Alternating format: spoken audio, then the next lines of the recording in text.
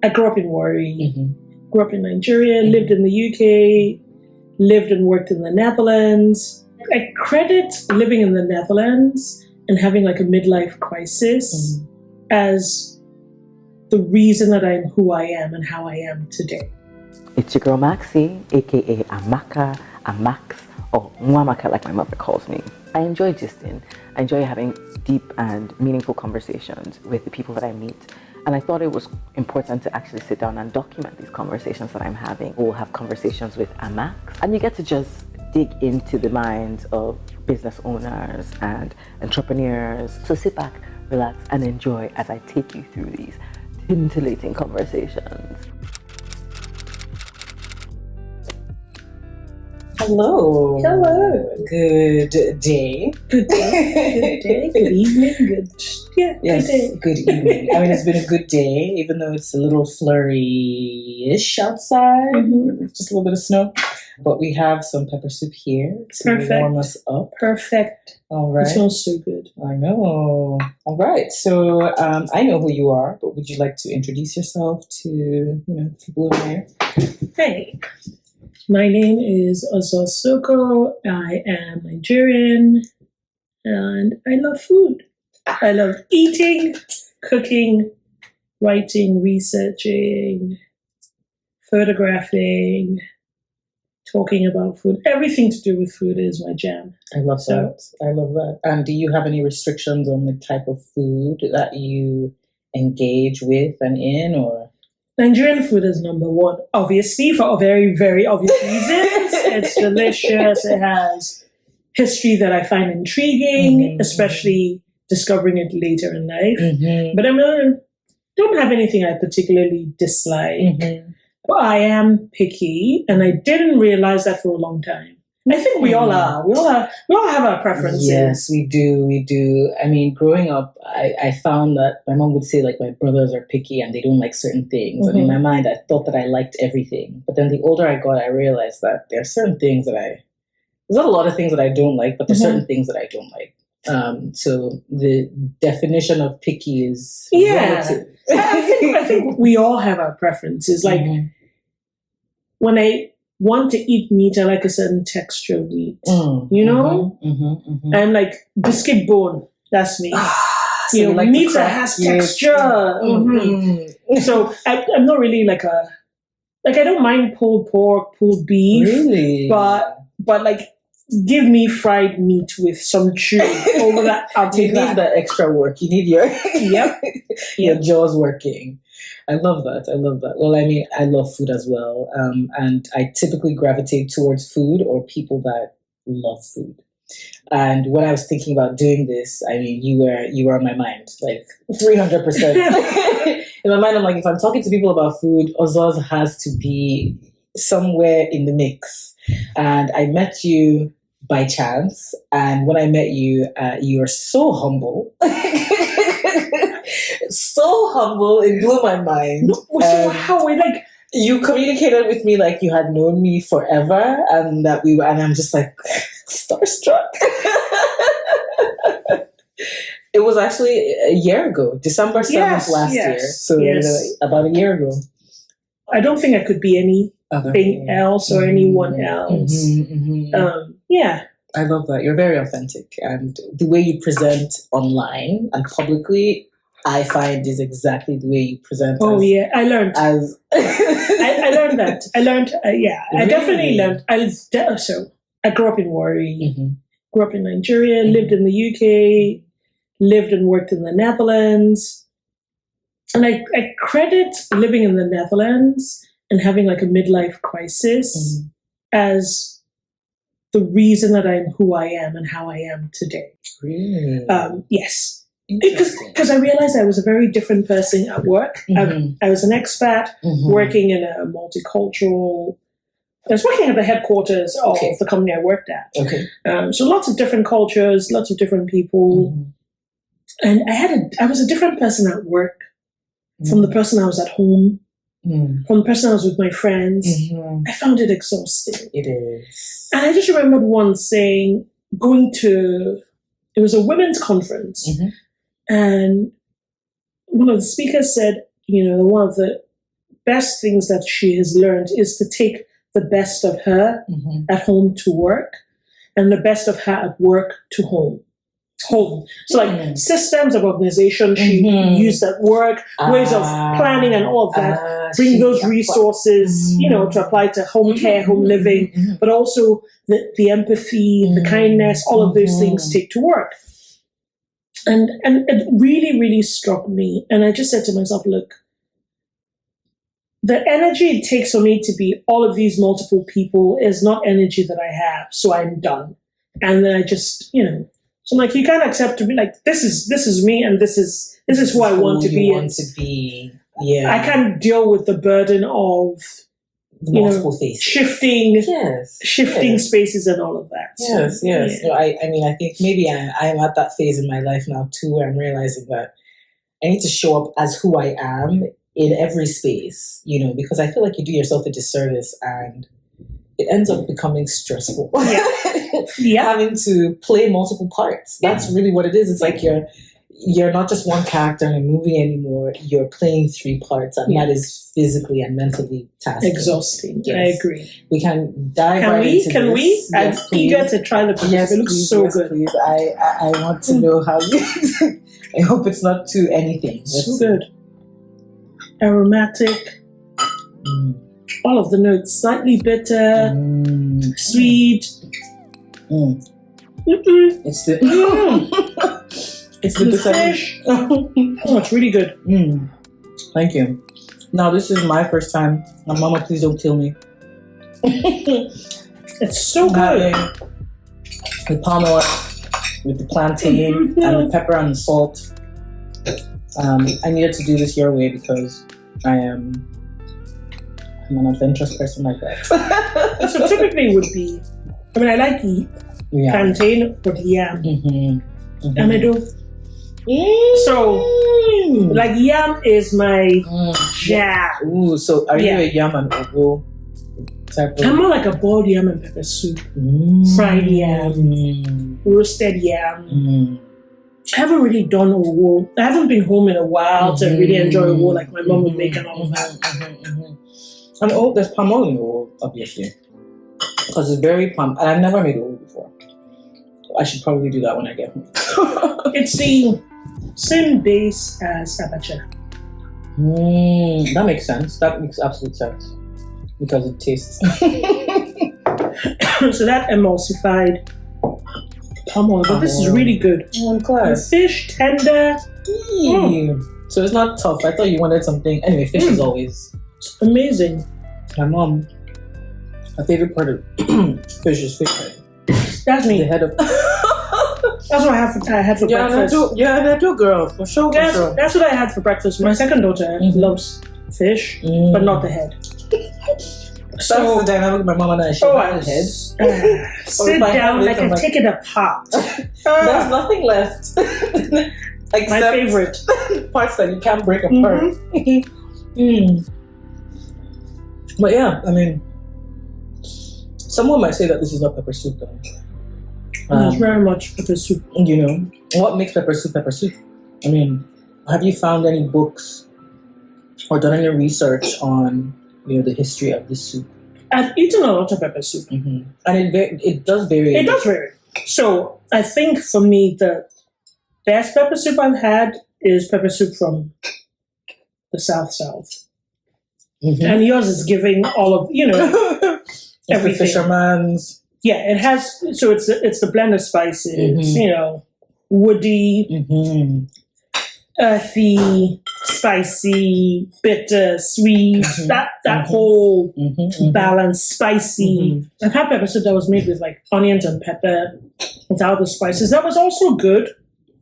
So okay, but then I'm used to that. I'm used to this kind of pepper soup. Yeah, my mom is. That is actually considered pepper soup. Yeah, so like maybe they'll use one spice as opposed to the several spices or a blend.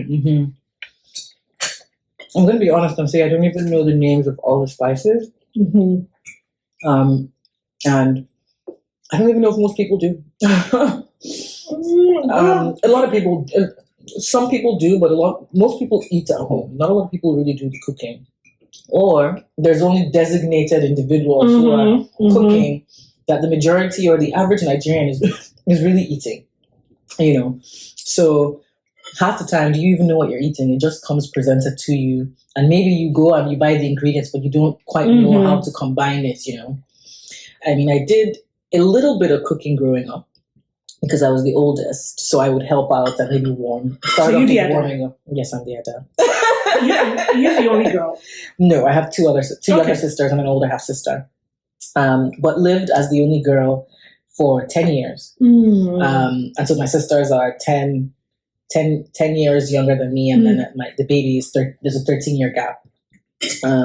So I did a little bit of the boiling of the rice, or the warming of the soup, and then eventually I started making a little bit of food, and it was only until I got to university and I moved here that I started to, I enjoyed food. I did food and nutrition. I loved the art of combining things like that. I enjoyed, but I didn't really get the chance to do a lot of that at home because most of the time is spent going to school and making sure you're doing all the work it takes to move on to the next stage, right?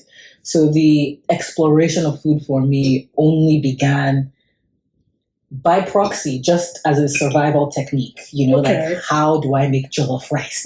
And I go on the internet and I find, I call my mother and I'm like, okay, how do I really put this together? And then I feel like it eventually developed, but I was only curious. But I know there are also households where mostly girls had to learn how to cook before they left the house. And in that regard, I feel like with someone like me, I never made pepper soup until I made it for myself. And so I've had someone tell me, not really. Well, it's amazing. Look at the oil. Can you see the tiny gobbles of oil glistening? This is. Ooh, I love it. It tastes so good. But you mentioned some people just do onions and peppers and describe that as a pepper soup. So they have the flavor from the meat, and add stock cubes and add crayfish and maybe add one crayfish.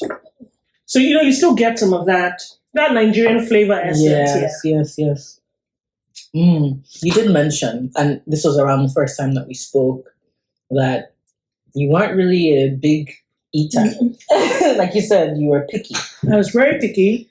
So is it after this discovery of I need to show up as myself authentically? Is that when, when did food become a sense of identity for you?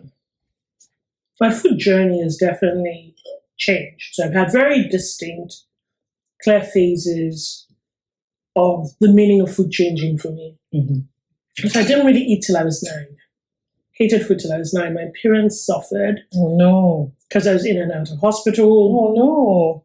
But I think somewhere around age 13, I started cooking more. Okay. I love food and nutrition in school. Both my parents were big foodies. So my dad has passed, bless his soul, but he was a huge foodie. So lots of equipment, lots of utensils, lots of gadgets. And my father was the kind of person who was interested in how things were made. So he would, we had a popcorn maker, we had ice cream maker, we had wow. Well, maybe not an ice cream maker, but we had a popcorn maker. Well, my dad, he would buy ice cream, but he wouldn't buy just vanilla. He would buy 4 or 5 different flavors. He had convection ovens. He had a rotisserie oven where we could do chicken. He would wake us up Saturday mornings. He would have grilled sole with lemon. So I learned about lemon and fish from my father. What? He would travel to the village and he would buy 10 bunches of plantains that we would all peel, slice, and dry to make amala. He would buy oranges and would have fresh orange juice. So he was very, very into making everything from scratch, figuring out things were made, and it was all of us. So it wasn't just my sisters. Yeah, it was everybody in the house. All involved.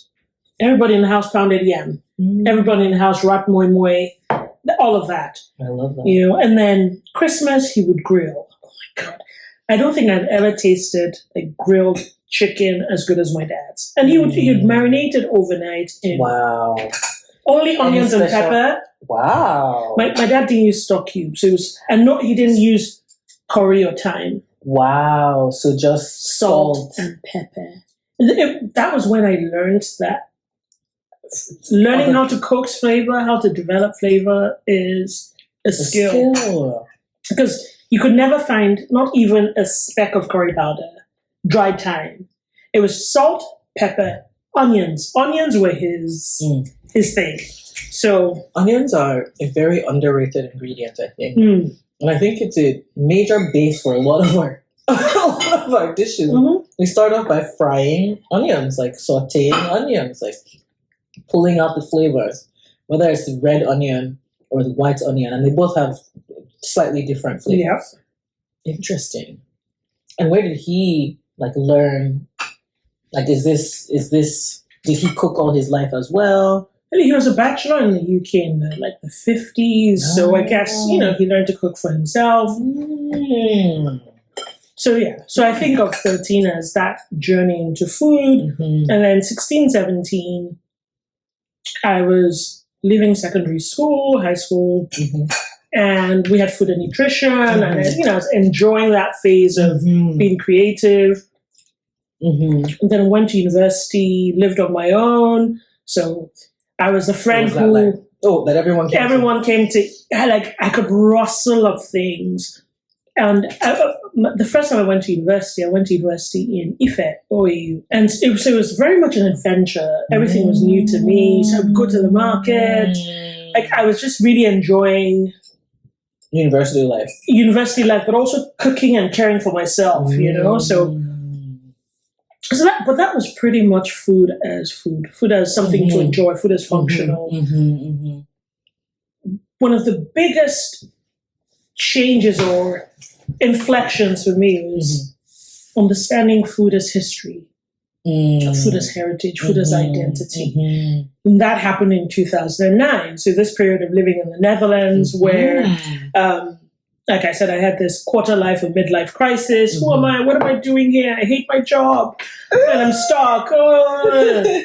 But I think I emerged from it with clarity. It was when I first started writing my blog, Kitchen Butterfly. Okay. But also, that gave me a lot of freedom of expression. I could think a thought about food and then just get lost in it and document it. I discovered the joy of photography and the joy of journaling through food, right? And discovering other foods of the world.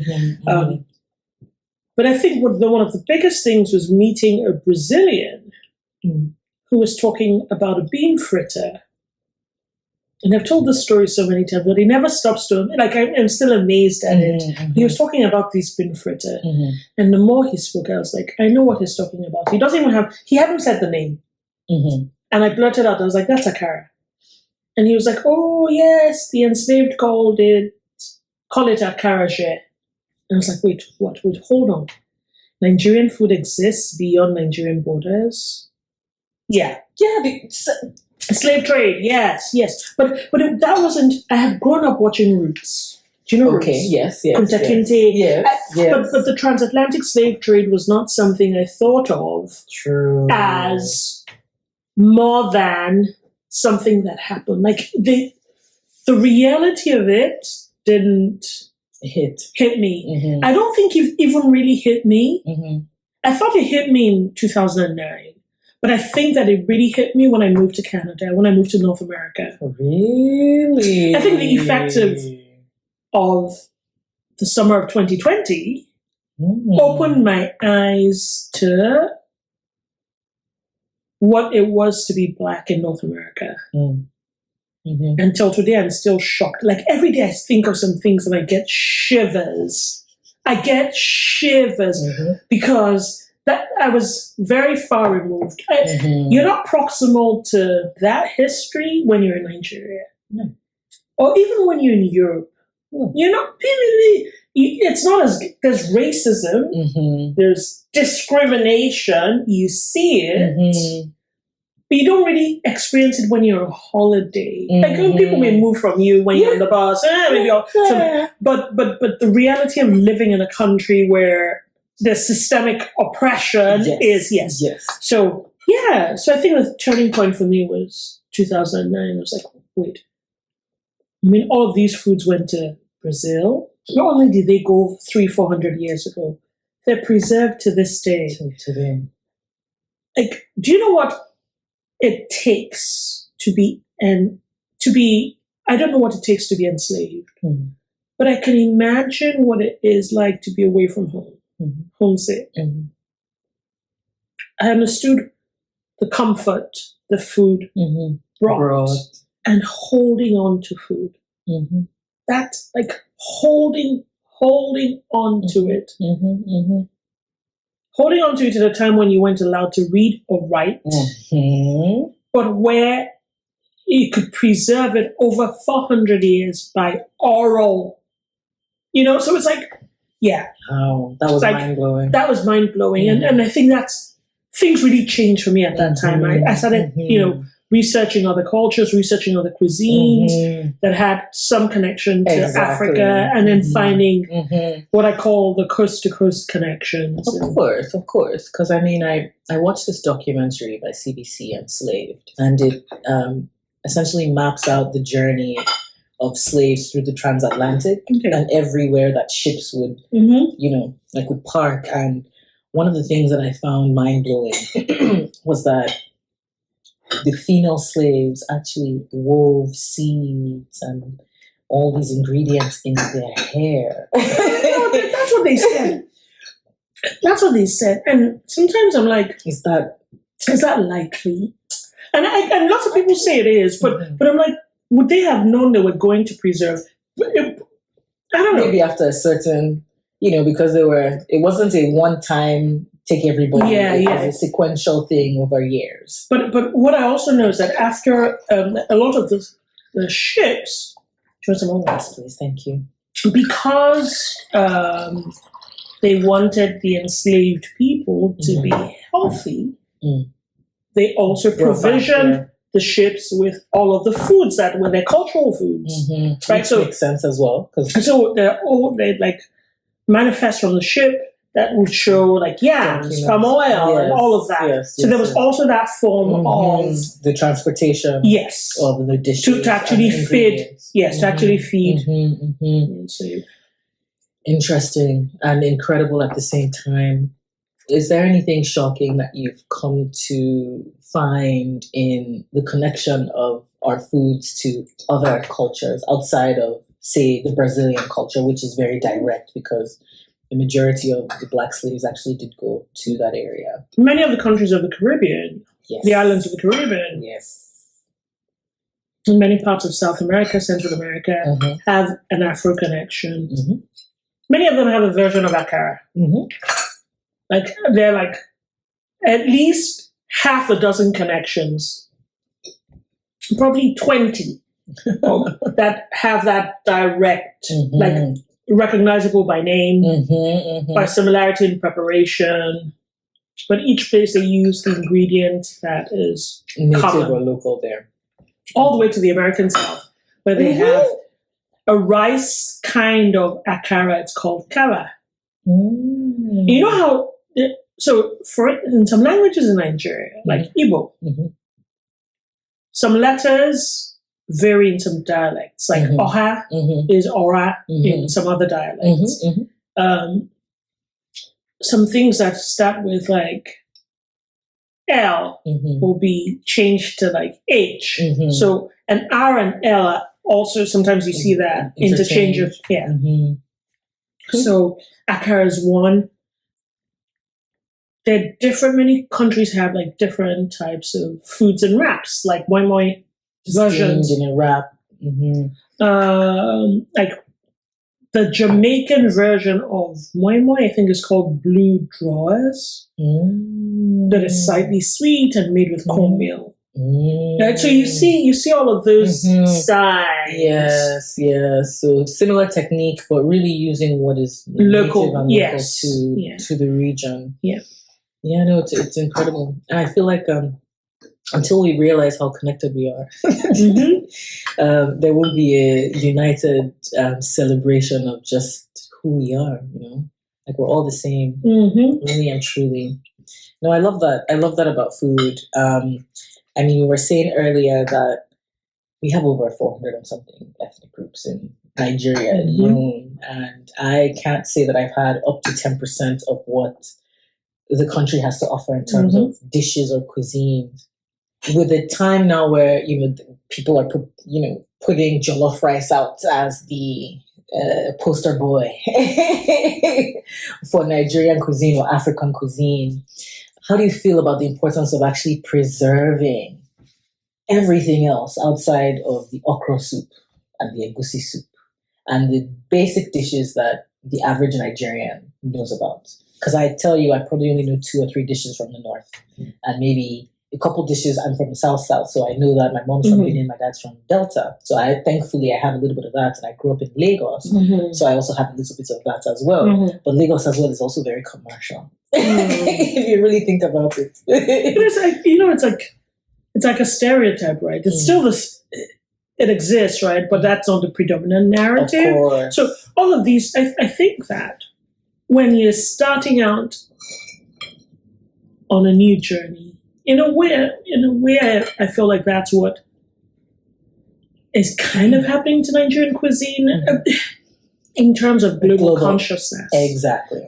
It's not new to Nigerians. It's not new to people who love it and for whom it is sustenance and history and culture and legacy and all of that. But when you start out on a journey like that, there have to be like some easily recognizable icons. So jollof rice, and one of those people who has lauded jollof rice and talked about it. I mean, World Jollof Day. Can you tell us a little bit about that too, but finish your thought. So I think there have to be those things that quickly form the bridges, that establish the connection, that people can understand. Then you start the embellishing, then you start the layering, then you bring the nuance. You have to, so that people don't get overwhelmed, you have to kind of, it's a very basic framework first. Like everyone recognizes a kind of rice dish or a potato dish, basically a starchy dish that has flavor, that is central to celebrations, that once upon a time was special and now can be found everywhere, but it's still admired and beloved, right? So there's those very first anchor steps. And I think that jollof rice has done that. And it also helped establish that connection across West Africa, because every country in West Africa has a version. So then you now get to, now looking, at the nuance, you pique people's interest. And then there'll be people who want to go deeper, who want more, who start seeing the twinning, who start seeing, this reminds me of this, the flavors remind me of this, the colors, the textures, So we're building awareness of Nigerian cuisine. And that's where we're at right now. And I think we're doing a good job of this. For sure. I also think that the pandemic really did a really good job at putting a spotlight on Nigerian culture. And I'd like to say it started off with the blowout of TikTok. And, the association of Afrobeats to dancing and the ease of it, and everyone being at home and everyone having access and people being aware. And then that bringing like a spotlight on, okay, so what else is going on over there? I hope you enjoyed that. Sorry to cut it short, but catch us next week for the next part of these conversations.